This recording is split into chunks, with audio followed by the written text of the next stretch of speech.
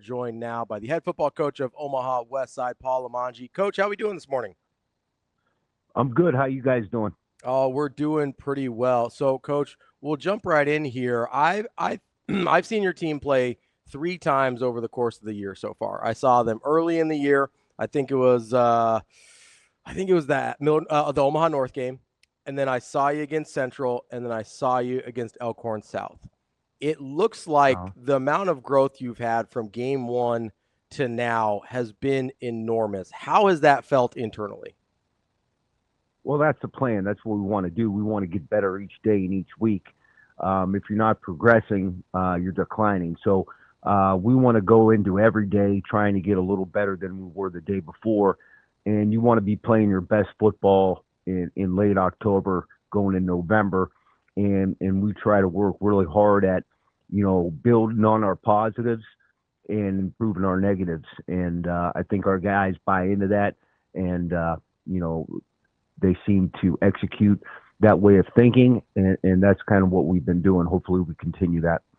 Coach, when you drop a game like the one you did a couple weeks ago to Omaha Central, a lot of people use a term like, oh, it's a wake-up call or whatever. I know, you guys have been, really good and really talented for the last few years, haven't lost a ton of regular season games. Do you feel like that did give you a little bit of a jolt at all, or was it just an example of like, hey, here are some of the things we've been telling you that we need to get better at, and it kind of bit us today? Yeah, a little bit of both. I mean, we simply didn't get it done that night, and our kids understood that. We took full responsibility for it. I did, our staff did, and we just need to get back to basics and fundamentals and play up to our standard. We needed to have a better week of preparation. We needed more focus. We needed to be a little bit more physical, and you can never take things for granted. You got only a certain amount of opportunities, and you got to go full throttle every single time. So I think we learned from it, and I did think it woke us up that we can't just show up, especially at home. We had a pretty good home winning streak for a while, and we got a little shell shocked, and even though we showed great fight and we showed some resilience coming back and just ran out of time, I thought we ended the game well. We looked good in terms of our condition. We just didn't make the plays we needed to make, and we made some mistakes, and we didn't. I just simply didn't get the guys ready to go that night, and we responded, and every week's new, and every week you go into the most important game on your schedule, and you got to have that type of urgency. So that we just went back to work and worked a little bit harder on certain things. Well, that certainly appeared to be effective against Elkhorn South last week. Really impressive performance there against a really good Elkhorn South team. It's got, obviously Sutco gets a lot of the headlines with his running ability and things like that. When you're going up against a guy that has kind of a reputation like Sutco does, or, you've played a lot of teams like that over the course of the season and over the course of the last few years, like, how do you – I know that a lot of times coaches like to game plan in different ways. How do you like to game plan when you're going in for a team like Elkhorn South where they're really talented, they're really tough? Like, how do you get your guys focused in on a game like that? Well, you kind of got to look at what they do best, and you got to look for ways to put your defense in a situation to stop those plays. And we always use an analogy that it's like 11 guys against one football. So our guys take that approach, and anytime we face a challenge of any sorts, we try to solve our problems with aggression, and then let the chips fall where they may. So we just wanted to go in and attack the best we could. We wanted to, read our keys and then just go. And we just felt that if we play with hesitation, if we worry about this or that, we're going to be in trouble. That back at Elk South is a really, really good back. He's very patient. Their whole offense is patient, and they wait for you to make a mistake. So what we did is we attacked everything, and we just got our guys in that type of mentality. And then we saw a ball, we just had to go get it, and our guys responded to that, and they, Elk South responded on some big plays, and he got loose a couple times, but for the most part, we we really were proud of how our guys played that night in all phases. Speaking of running backs, Coach, you have your own talented running back, TayTay Jenkins, with his big playability, who's able to break some big ones. Can you tell me what separates him from the other running backs that you've had at Westside?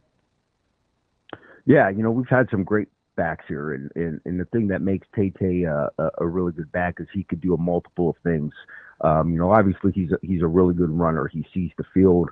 He has great vision. He sees the seams and he hits it hard, and he's hard to find. He has great balance and strength and speed. But he also does the little things. He's really a good blocker for blitz protection, and he's outstanding out of the backfield. He's a great ball catcher. So he does a lot of good things really well. And when he's locked in, he's dangerous. And we just want to make sure that he continues to get better and continues to grow and continues to work out in terms of his weights. He's not a very big kid, so he's got to lift during the season hard, keep that strength and body weight up. But we really love what he adds to our offense. Coach, as you look ahead to Creighton Prep tonight, that's a game that for a very long time has been a big rivalry for Westside and for Prep, but it's been a little different in recent years as Prep was kind of building up with a younger roster kind of to this point where they've become a very good football team. Does the current kind of crop of players that you have appreciate the history with Creighton Prep, or is it just, hey, next team up on the schedule, good football team, got to go get it? Both.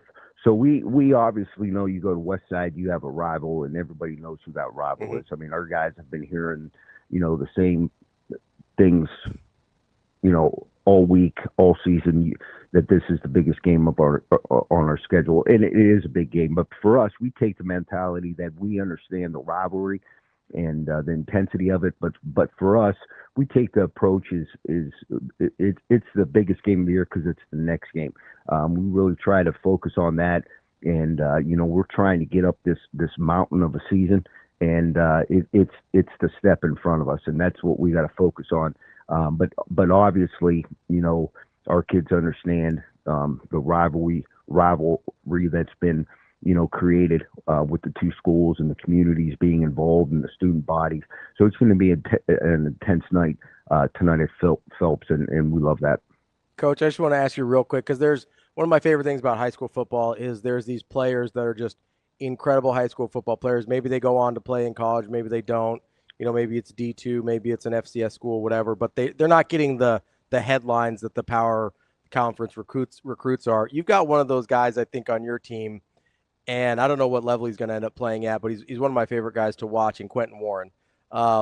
Incredible defensive player. Saw him get some wildcat in against Elkhorn South, which was incredible to watch as well. Like, is he a guy like Quentin, the type of guy that makes coaching high school football just what makes it all worth it?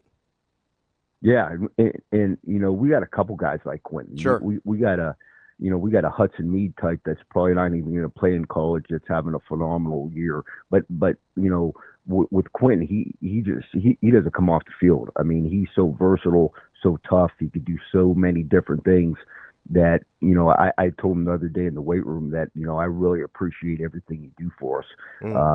Defensively, he's a staple and leader of our defense from the linebacker position, usually plays outside, but even there we could do a variety of things with him, whether bringing him off the edge or, having him play in coverage.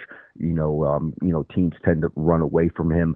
So we have to be, pretty creative and put him in places where they don't think he'll be. And then offensively, I mean, he does a little bit of everything. I mean, he's a tight end, he's an H-back, he's a fullback, he's a tailback, he's a quarterback.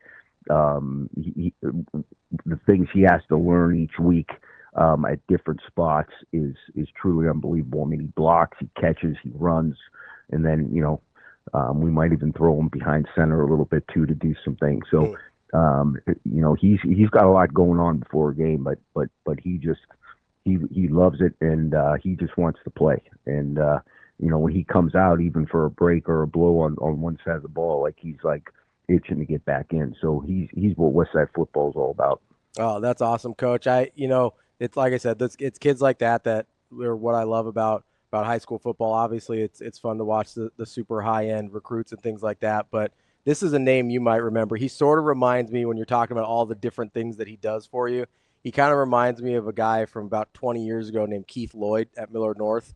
I don't know if that name rings any bells for you, but that dude did everything, and I think he ended up playing throwing track in college, but didn't end up playing college football. How do you always find a way to make it about Millard North? Listen, because it's a great place to have gone to school. There's a lot of good examples there. But like those are the kind of kids that make high school football great to watch, Coach. So I'm glad I get to watch one with your squad there. And you tell Quentin he's got a fan. All right.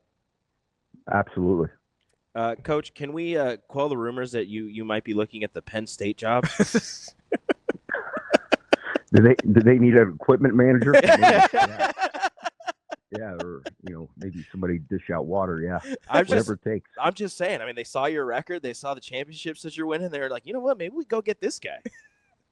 Yeah. That's unfortunately, I don't think that's true. But thanks for the compliment, Coach. We appreciate your time. Good luck tonight, and we'll talk to you again soon. All right, thanks, guys.